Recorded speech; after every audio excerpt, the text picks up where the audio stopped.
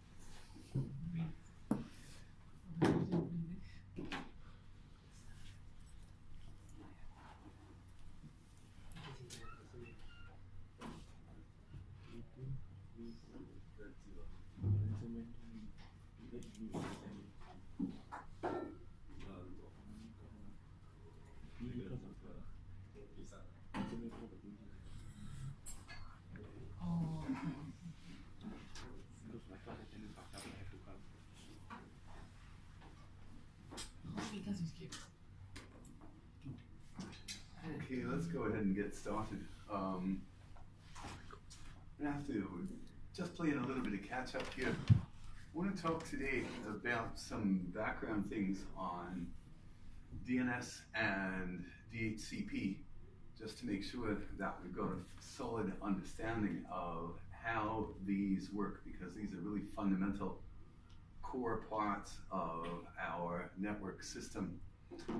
And then in our lab, we got halfway through the process of configuring the mail here. And so we'll cover that in the lab this week, okay, in order to make sure that we have the proper background as well as understanding, a deeper understanding of what we're doing when we're doing this mail configuration. I think we covered it kind of summarily or lightly. We want to just go a little bit deeper into how that mail configuration works.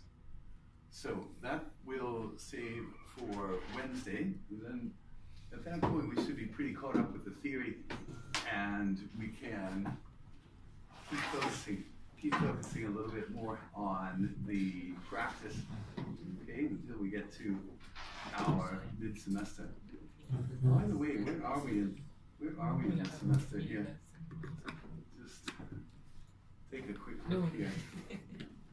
The last week of June. There we go.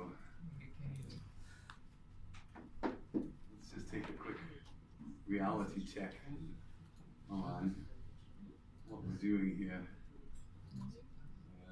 This is 1704, yeah? 1704? Yes, sir.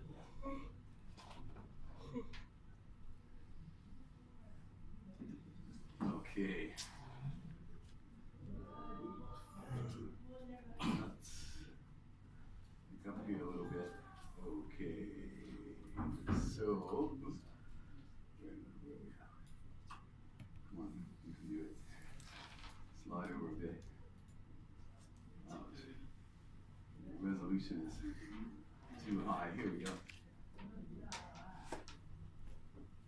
Alright. So let's see where we're at. This is the 5th of June, right?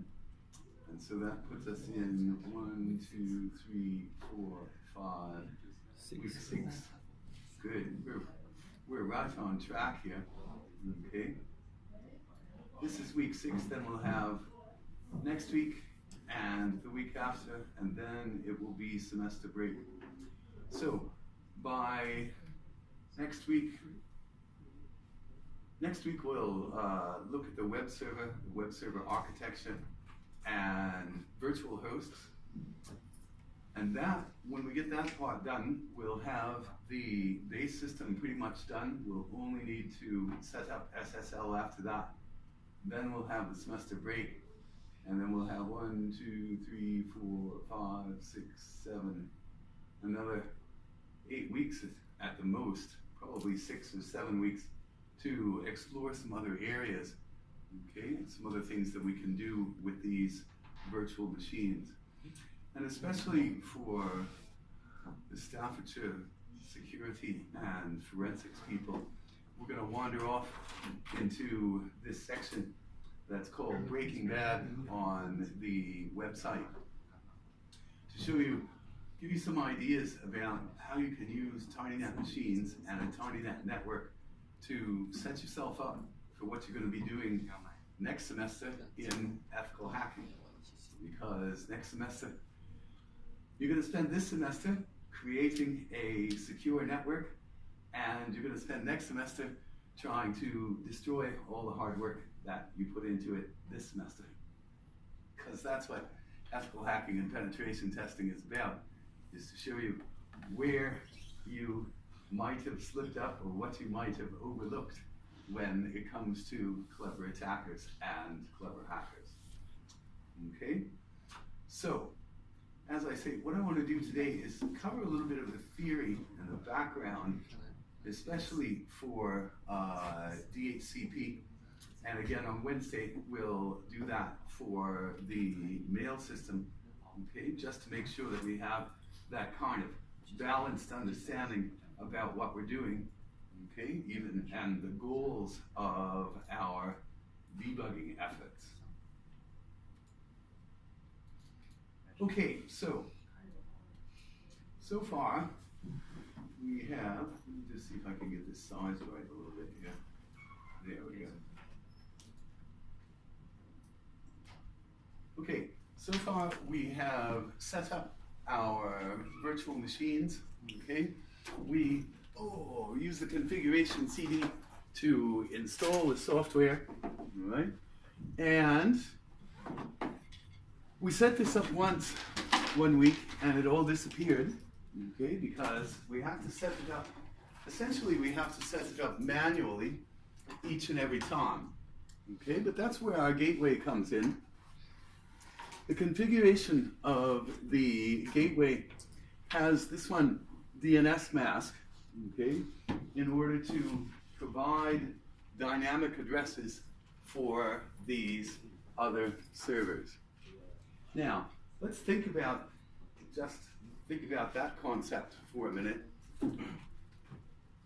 Would you suppose it's a normal practice to have dynamic addresses assigned to your servers, or do you suppose it's more normal to have a static address so the server has the same IP address every time? Dynamic. We've got the dynamic camp and the static camp.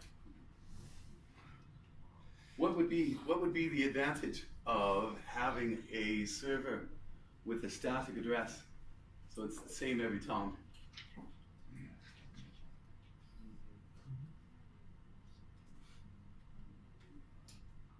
Okay.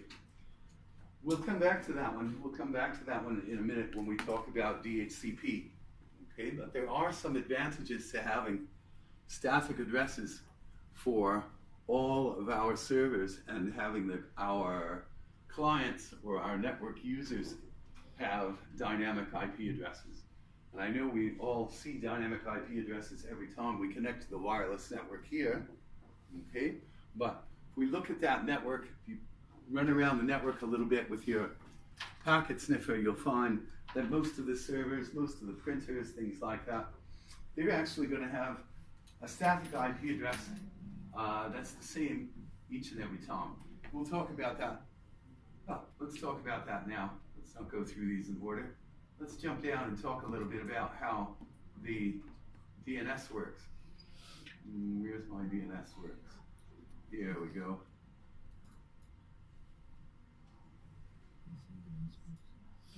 Okay, so we all know that the DNS is a directory service, and we've got this idea that it translates between a domain name in words, okay, to an IP address in numbers, because computers prefer to use, actually they don't prefer to use numbers, they can't do anything else. They can only use their binary digits. How are these letters translated into binary? Anybody familiar with that concept? Anybody heard of ASCII character set and Unicode? Okay, so there are translation tables that specify a standard binary pattern for each character that we see on the screen. And when we change languages, all we're doing is we're changing the character set mapping. Yeah? So DNS kind of almost the same, right? We've got a name in words, a domain name, and it gets translated into this binary IP address. Okay? So that's the primary purpose. Given a domain name, the DNS server returns a numeric IP address. There is an optional feature in the DNS, okay, that given an IP address, the server may return a domain name. That's called a reverse lookup. Has to be set up separately. Some people, especially with smaller sites, don't go to the bother of that, okay? So it's a may, but this part is the mandatory one. So the idea is that the machine can stay the same, okay? The domain name can stay the same, but the address can change, or we can have multiple names for a single address. And that idea of multiple names for a single address actually comes in very, very handy. Okay, we saw a quick example of that when we looked at the configuration files on the gateway. Let's see if this is the magnifier one for this machine. There we go. Ooh, wow, that's way too big. Okay, when we looked in here, we got down to etc and dnsmask.d. And which one of these files has the set of alternative names for our servers? DNS. CNAMES has the alternative names. Okay, so we take this, we can put a nice name in front of our ugly name, and as I say, it's just kind of a personal convention that this ugly name identifies the machine in a technical sense or in a network topology sense. Okay, and then we can assign a more friendly, more useful kind of a name, okay, using the CNAMES facility of the DNS. There is another one here that we are going to see again in lab on Wednesday. Okay, this one is called the MX record. Okay, and this one specifies the mail server for the for our domain. Okay, so people want to send mail, they can do this special lookup in the DNS to find the MX host. Okay, that's the one that we send the mail to when it's coming from outside. Okay, so CNAMES and the MX record are the important ones. Here in this one called DNS, okay, it just specifies the domain names and the subdomains. This is basically the big picture, okay, about how we're going to configure our DNS mask to answer queries. Now, let's back out of this for a second. Okay, so the way the DNS works, okay, it's a hierarchy of name servers that knows about names and addresses in its zone of authority. Okay, it's a huge distributed database. Each domain has complete control over the naming within its domain. Okay, and so each part of a domain name is a different zone of authority.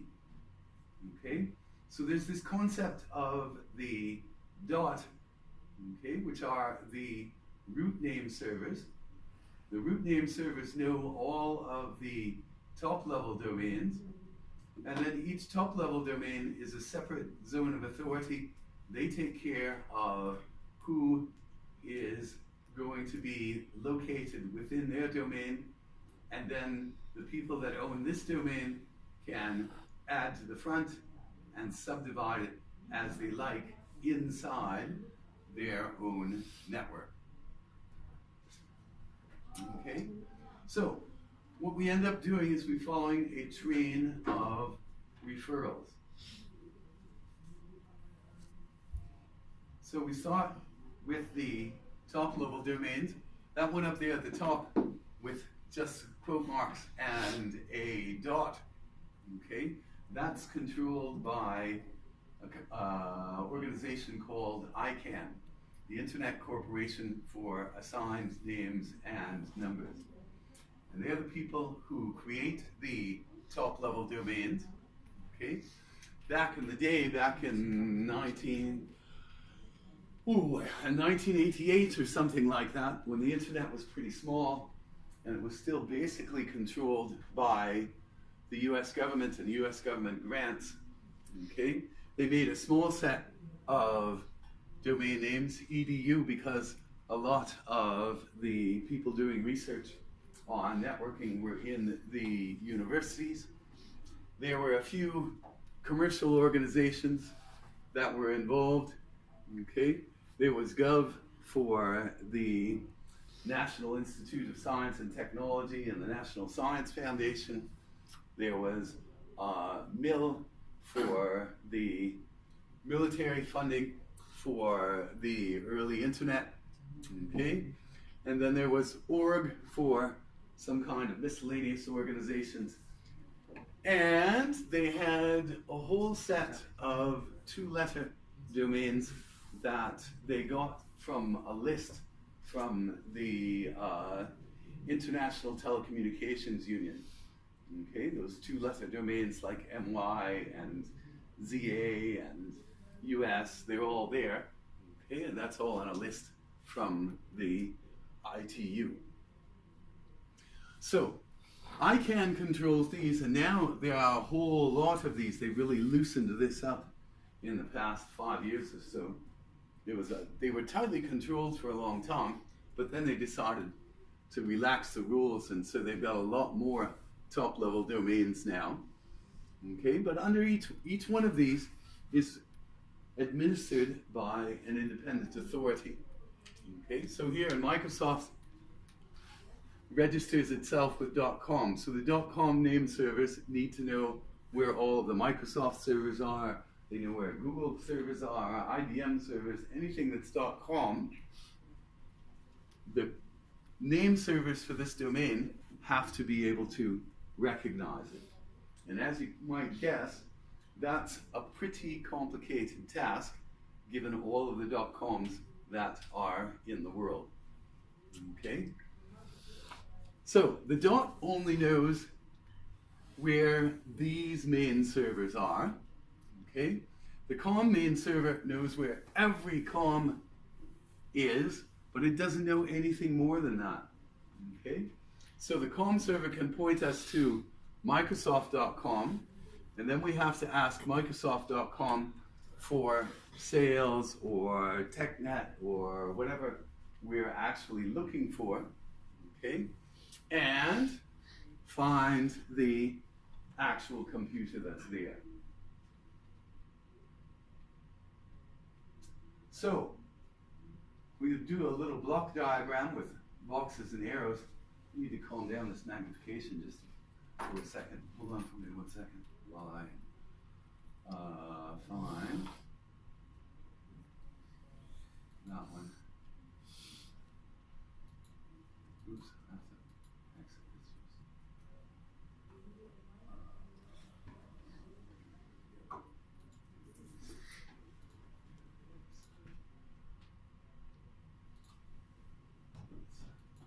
All the way down to there. That's enough.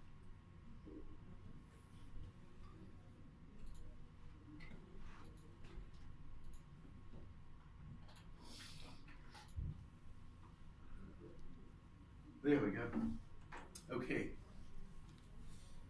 So, my client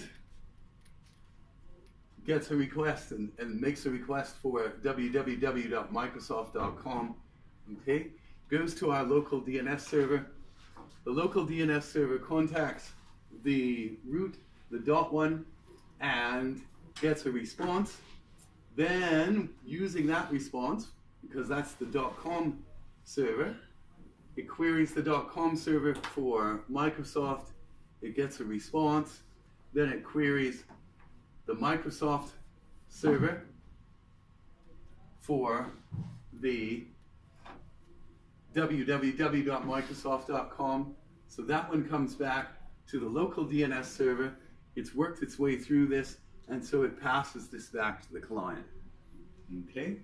And now that looks extremely complicated, and it actually is.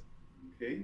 So in order to cut down on all of this communication, okay, this local DNS server and my DNS client keep what they call a cache, okay, temporary memory, so that the next time somebody wants www.microsoft.com, the local DNS server will answer that query out of its cache, okay, until that cache entry times out.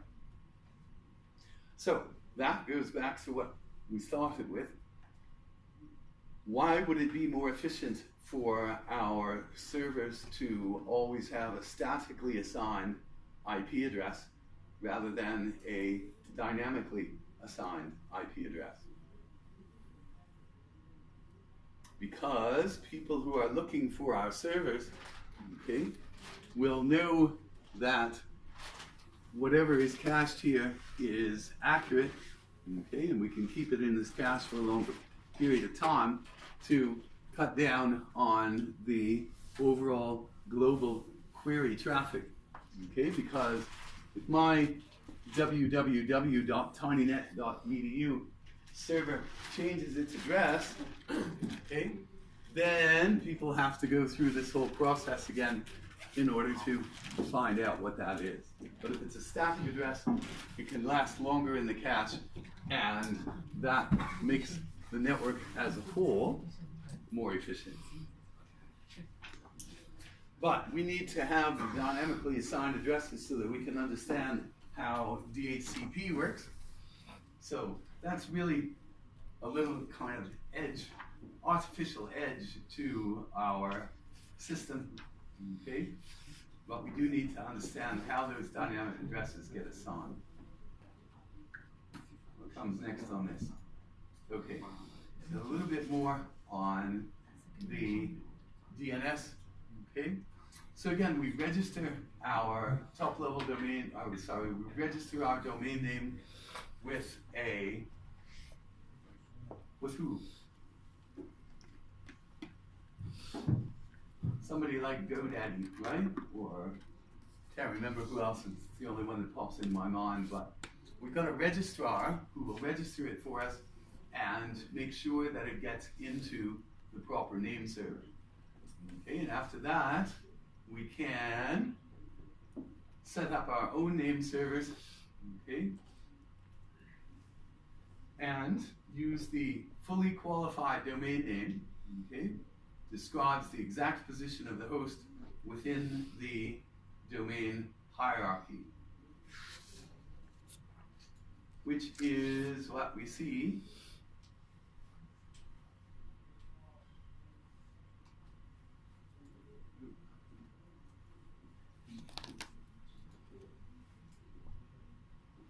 here, okay, on the far end here, okay, describes exactly where it is in the hierarchy, but then we can shorten it down, okay, can shorten it down for better convenience for real people, right? Better convenience, and that's what we need, is more convenience in life. Okay, one last important point. We talked about this idea of ports, right? And let me just back up here.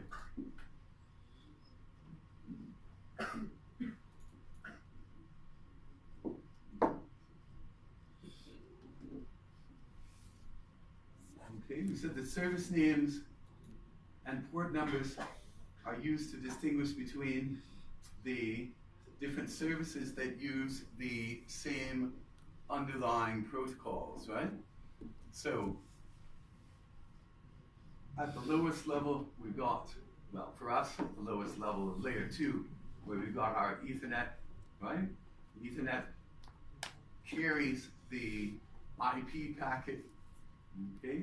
The IP packet carries the TCP packet, so that when it moves down the stack, the TCP gets wrapped up in an IP packet gets wrapped up in the Ethernet packet, each one putting a little bit of a header on the front with source and destination addresses, okay? At the TCP level, UDP, that is the source port and the destination port.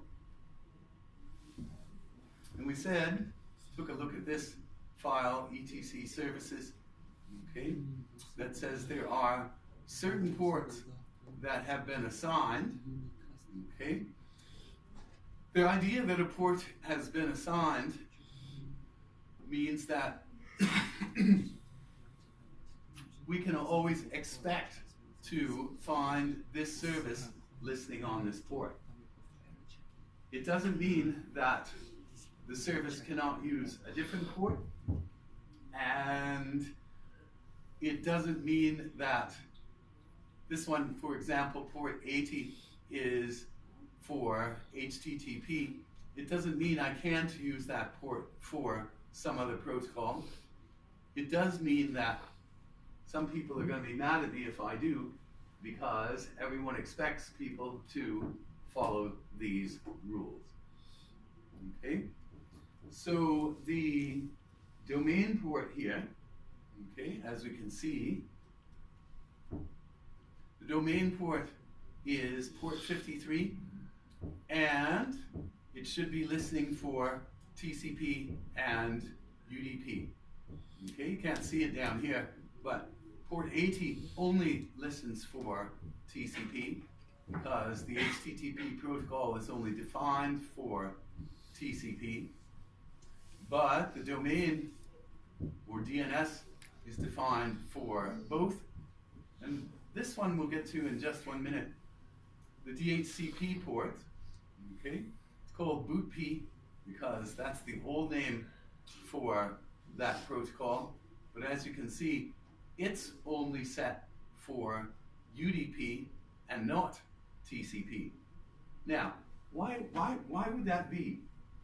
What's the difference between TCP and UDP? UDP does not write what TCP does. That's right.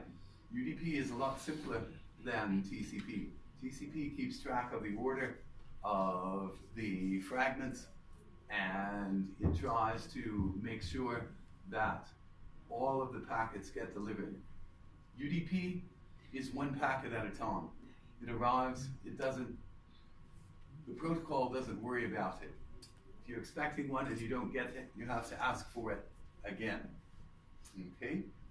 So, what's that going to mean? Okay. In practical terms, I'm not going to ask it as a question, I'm just going to tell you. In practical terms, that means that TCP needs to handle we need TCP to handle larger messages. Okay, we've got a whole web page or a graphic or something like that. It's going to get broken into various parts. We want all of those parts to arrive, and so we need TCP to do that. We can get by if we're only sending small packets, packets of a limited size, usually 512 bytes or so. Okay, then we can get by with UDP. Okay, less overheads, a little bit faster because there's less processing, less CPU involved. Okay, so we've got the DNS set up so that we can have small packets or big packets. We've got DHCP set up only to use small packets, and HTTP only to use the large ones.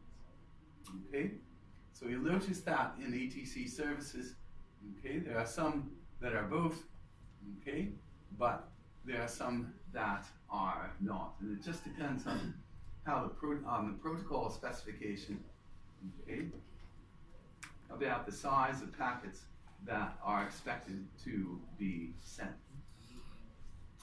And that has a particular significance when we talk about the DNS, okay? Standard DNS traffic uses port 53, okay, for requests and response, okay? If we can't use, if it won't fit into a UDP response, if there's too much information, okay, then the UDP response will not come back, and so the DNS client will retransmit the query using TCP protocol after some interval. Okay, that's the first thing. The second thing is, and this gets to be a little bit more advanced in terms of debugging than we're going to worry about, okay? But you need to understand that you can use other ports to query the DNS server because those are going to be the source port. Destination port is always going to be 53 because that's where the name server is listening on the other side. The source port can be something different on our machine. Okay? And that often happens for busy machines, okay? And it often happens depending on how the systems administrators are setting up their firewalls. And we'll talk about what that means in a few weeks' time, okay, in terms of packet filtering. We just want to recognize at this point that there are facilities for using random port numbers, okay, for certain purposes. Not all of the ports are assigned in ETC services, okay? Some of them are free for choosing at random. Okay, now another thing that we want to just take note of, okay, is that DNS mask is not the standard application for setting up your name server, okay? The standard application is something called bind, okay? And it's maintained by a company called the Internet Software Consortium, okay? And it conforms closely to the standard, and it is exactly the one that is used by the root name servers and pretty much everybody who's running more than, say, 100 or so machines on a network, okay? So, we're using DNS mask because it's simple and it's easier to understand, but on the assignment, you can take on the task of setting up bind if you want to dig deeper into and hone your systems administration skills and get a little bit more experience with the standard software. Okay? Don't think about starting on it just yet. Give it about 2 more weeks. But if you're going to take that one on, I'll say right now that you want to give yourself plenty of time because it takes a little bit of thought, a little bit of planning to get that set up right.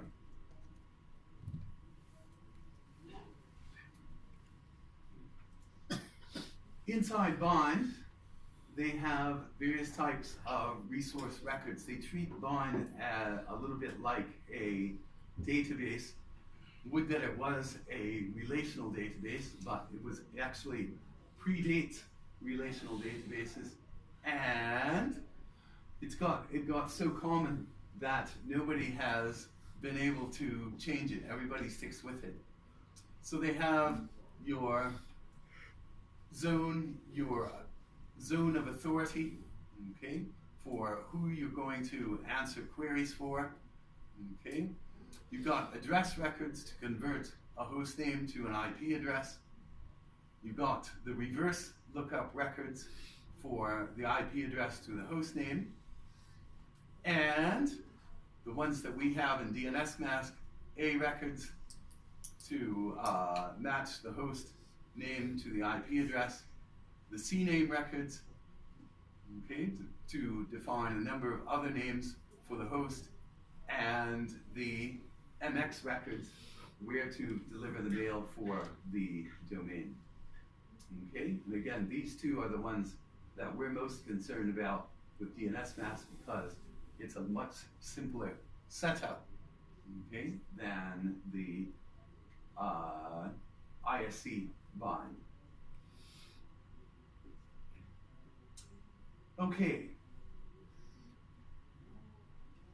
so the other thing that DNS mask does that is harder to do in the standard distribution is automatically create these A records, okay, when a host requests a IP address. So we want to talk about that process a little bit now. Any questions on the basics of the DNS here? Okay. Port 53, TCP, UDP, okay. CNAMEs, MX records, and address resolution, matching names and addresses. Where do we want to go again? Here we go. Oh, I should have said this one before. Never mind, as long as we're here. Okay. The well-known ports under 1024 have to have root access. Again, we'll talk about that this week and next week because it goes to our system configuration, registered ports, and then dynamic ports that we can pick at random for communications. Okay, so let's talk a bit about DHCP. Okay, we know that at boot time, a system only knows its MAC address. How does it know its MAC address?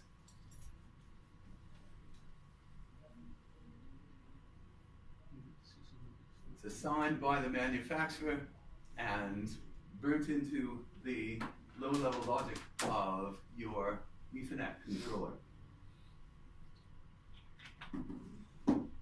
Every MAC, the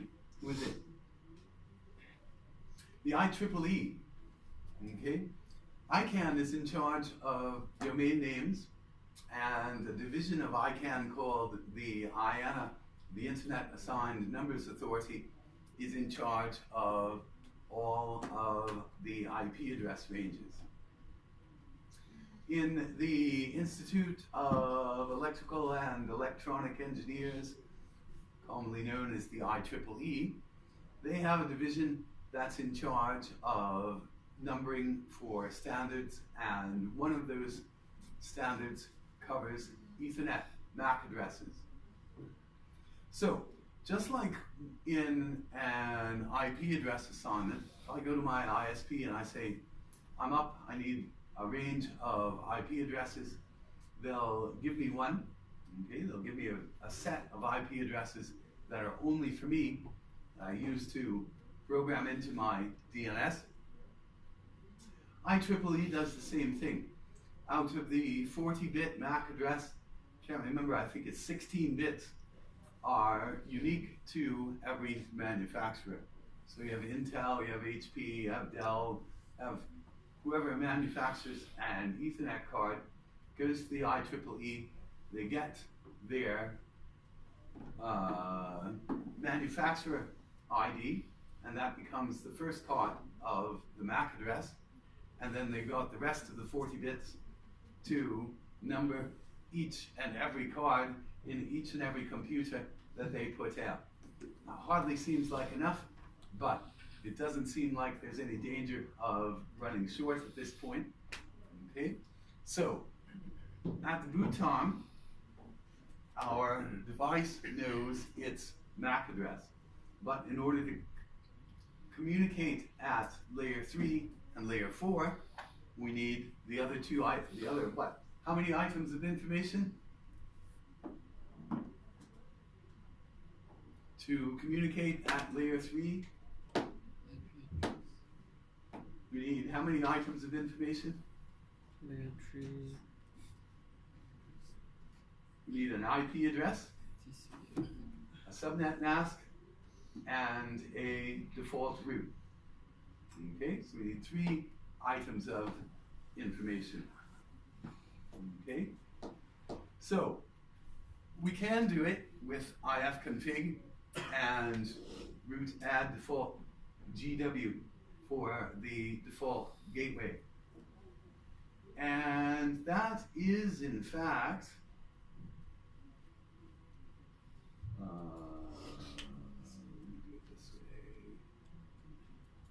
that is in fact what happens when we start our gateway.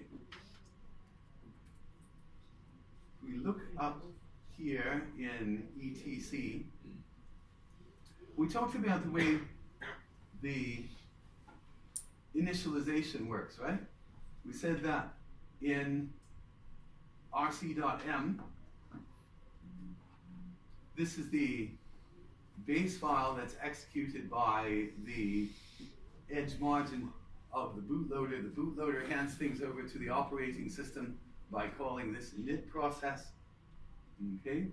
And again, the init process always shows up as, there it is right there on the third line, number 1, right? Number 1 process always has the process number 1 because that's the one that starts everything off. Okay. And this script, this script goes down and it calls a bunch of other scripts. Okay. Those other scripts, rc.m for example, calls rc.inet1 to set up the networking. Okay. And we look in here, what do we find? We find, an ifconfig for LO, which is the loopback interface, and we find a root add command, okay, for the loopback interface so that the net mask is 127, okay, so that we can use our localhost interface for local communication. Okay, and this one, okay, sets a couple of variables and then calls etc rc.d rc.ethif. Let's not worry about the syntax right now. Again, we'll get to that in due time. It calls rc.ethif, which is this one. And this one goes through a loop.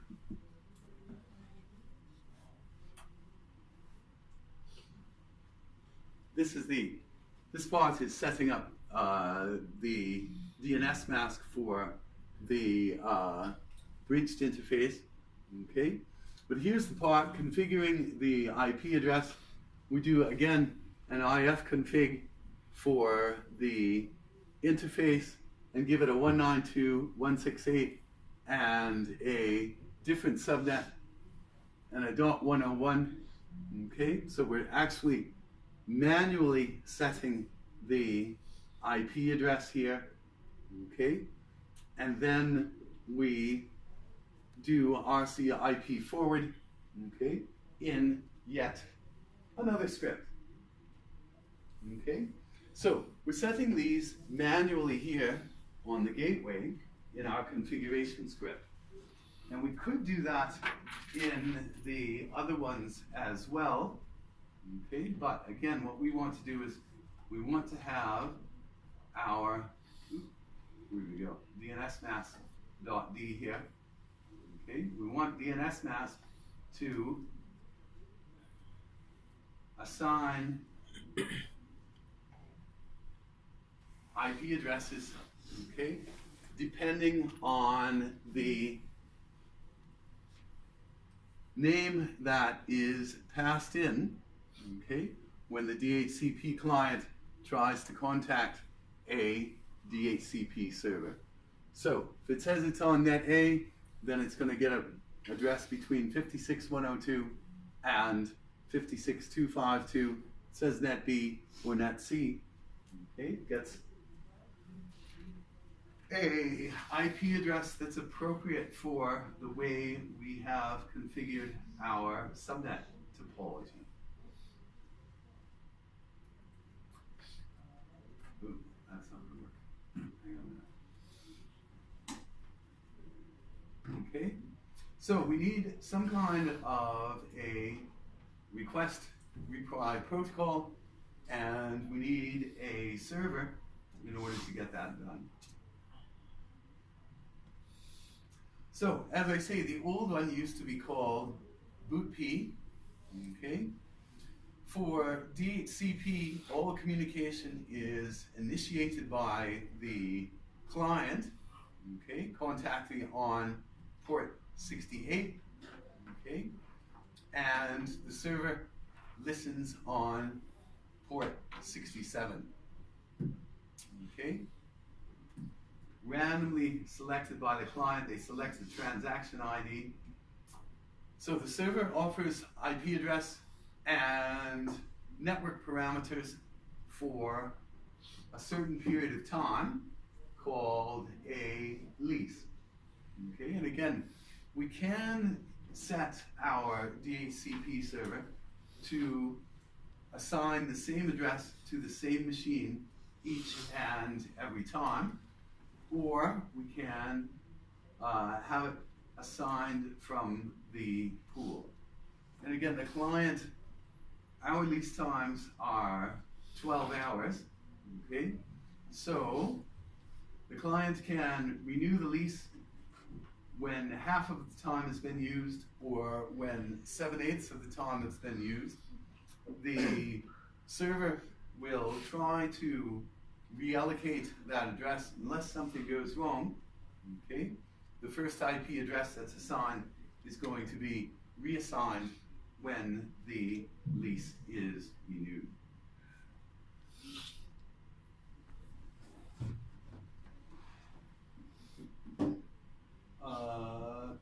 Static IP configuration, okay?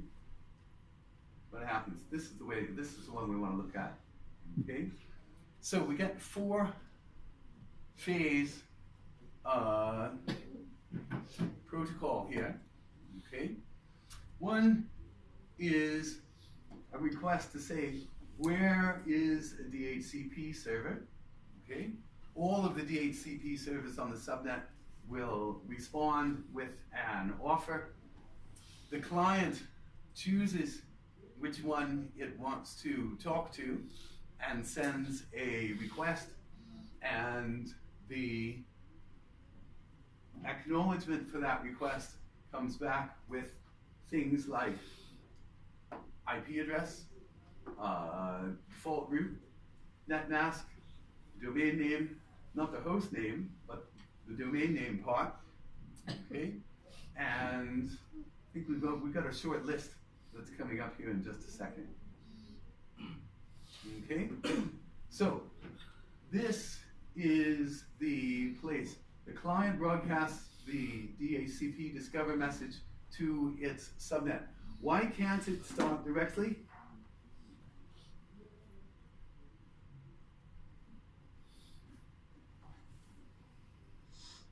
It can. Even this is a bit of a misstatement. Okay, I don't know how this one crept in here. Okay, the DHCP client broadcasts the DHCP discover message, but it doesn't even know what subnet it's on. So it's actually broadcasting using the layer 2 broadcast domain, right? What defines a layer 2 broadcast domain? What are we talking about when we talk about a broadcast domain? Let's back up. Let's start here. Broadcast domain.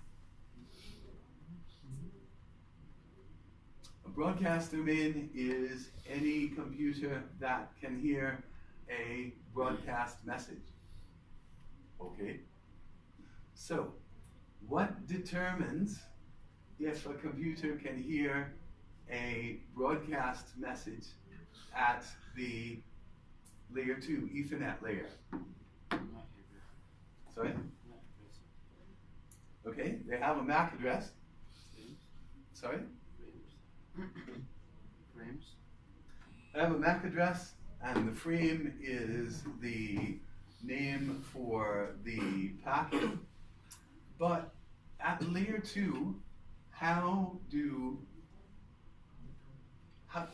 is the communication controlled between machines?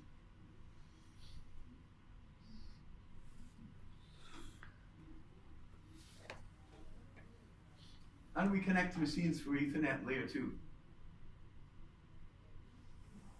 With a hub or with a switch, right? Okay, and so if it's a hub, what happens? The message comes in on one port, which is a physical port, not like a TCP port, right? The message comes in on one port and it automatically gets sent out to every other port, right? And so the number of ports on the bridge,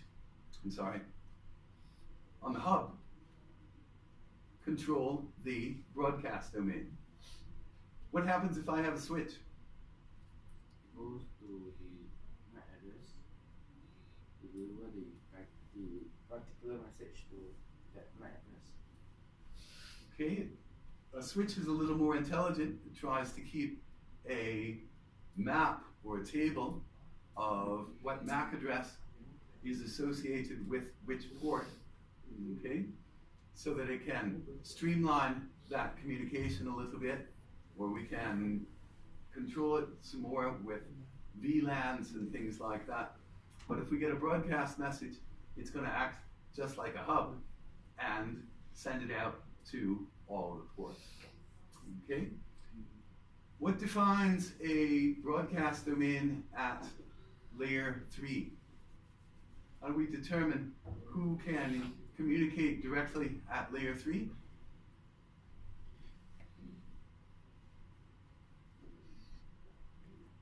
That's the subnet. The subnet defines the broadcast domain at layer 3 because all of the machines that are on the same subnet can communicate directly without going through a router. Okay? So, this number 1 here is wrong because until the machine knows its subnet, it can't send a layer 3 broadcast message.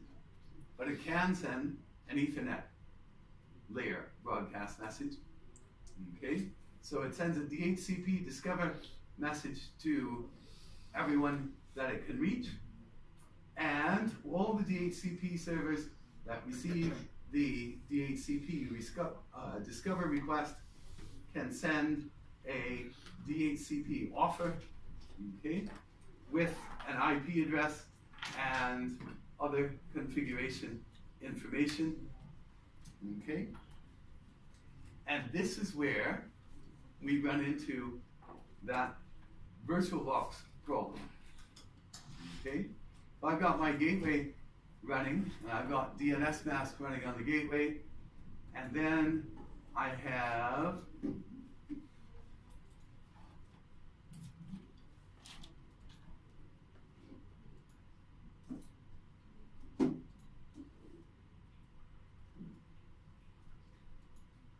a DHCP server that VirtualBox is running, what happens?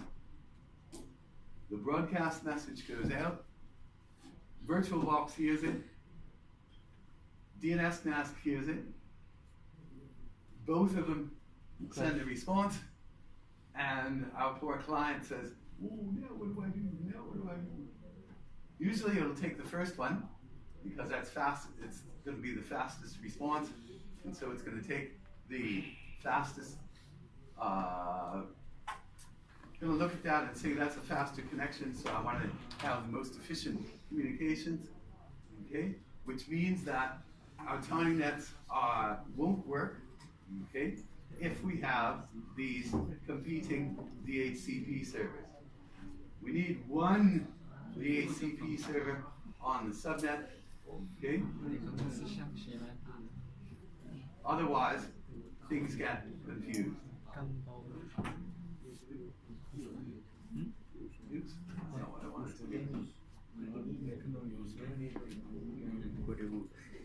Oops. Well, I think we're running out of time here. Okay. So this one shows the relay agents. It's a little bit animated. Okay. And the request is sent to, in response to one of the offers, and then the assignment gets registered. Okay, and again, a set of options that are there for additional information.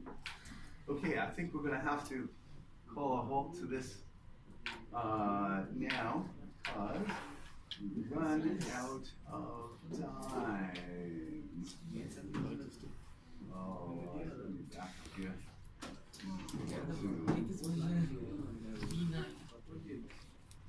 I don't know. If I don't have, I will produce that. This one will lesson, but there will be one lesson. B9?